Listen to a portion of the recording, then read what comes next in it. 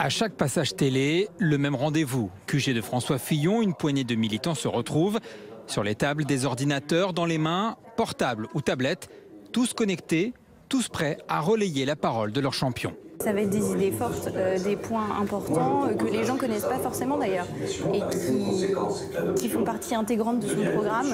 Pour les équipes de campagne, les réseaux sociaux comme Twitter ou Facebook sont essentiels, avec des règles et une écriture très précise. Ça veut dire avec des accroches fortes, avec un contenu adapté, court, vidéo, images, synthétique.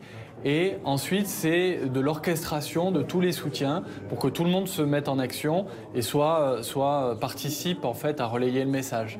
Objectif, permettre au maximum de militants de diffuser la parole du candidat. Une stratégie de communication très étudiée et dont l'efficacité est immédiatement mesurable. François Fillon dénonce les sondages et le tweet de la vidéo est monté à plus de 100 retweets en simplement 5 minutes. Donc c'est quelque chose qui va atteindre un niveau de retweet absolument hallucinant et qui va être vu par plusieurs centaines de milliers de Français d'ici demain. Ce buzz, une société franco-canadienne le mesure en permanence sur Internet. Loin d'être un sondage, il donne une mesure de la popularité des candidats.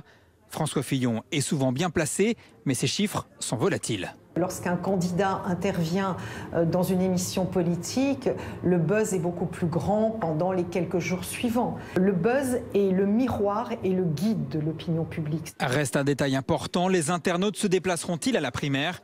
Un tweet n'a jamais remplacé un bulletin.